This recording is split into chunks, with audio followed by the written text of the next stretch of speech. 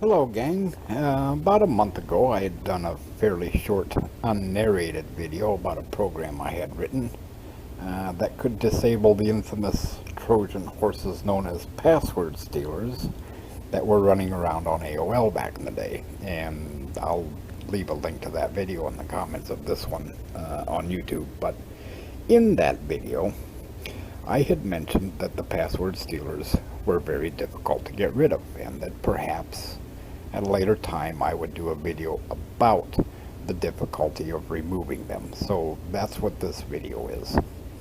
Now I wanted to do kind of a demonstration video with images and video clips and that sort of thing, but it would end up being about a half an hour long, so I'm just going to cut to the chase and try to keep this down to just a few minutes. Perhaps I'll do something more in depth at a later time. So anyway, when you got infected by one of these things, it was simply because you had downloaded it and you ran it. So it's on your hard drive and it's running in memory. Then it would make a copy of itself in another folder on your hard drive, and then it would launch that copy. So then both of them were in memory and both were running. Then they put entries into the startup area of your Windows registry, which means that each time Windows started, it would start these two password stealers, so they were always running. Anyway, after adding those entries to the registry, they would then email themselves to everyone in your buddy list, and then they would download it and run it, and then it would do everything on their computer that it had just done on yours. So that's how they set themselves up, and following is why they were so difficult to remove.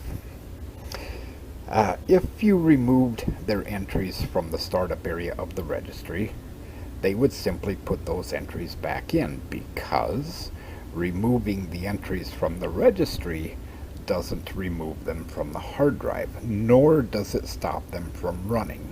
This merely prevents Windows from starting them up again when Windows starts. So anyway, they were keeping an eye on the registry, and if you remove their entries, they would simply put them back in. They were also keeping an eye on each other. If you use the task manager to do an end task on one of them, the other one would simply restart it. They were also keeping an eye on themselves. If one of them saw that you had deleted it from the hard drive, then it would simply copy the other one back to that folder.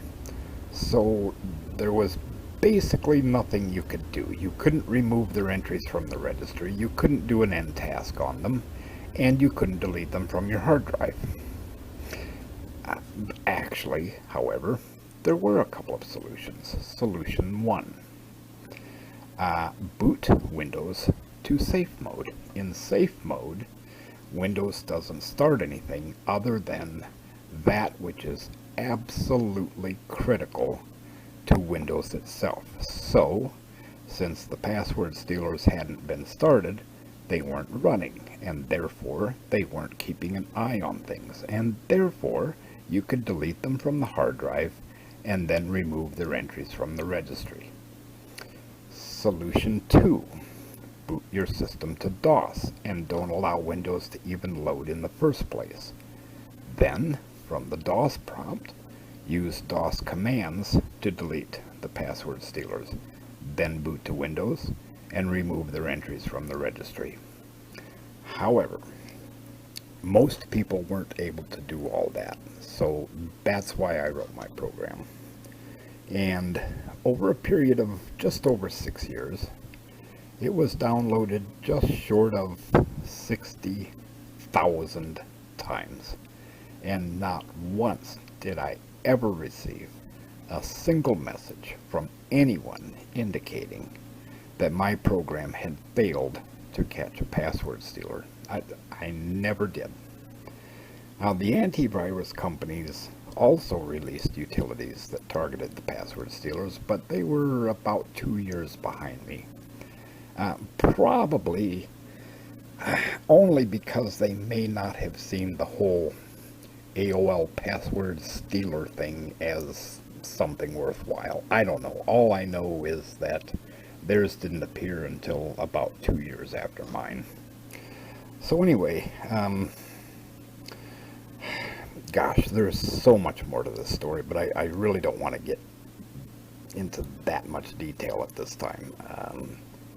For example, developing the signature file and the fact that I had coded the program so that it could protect its own integrity.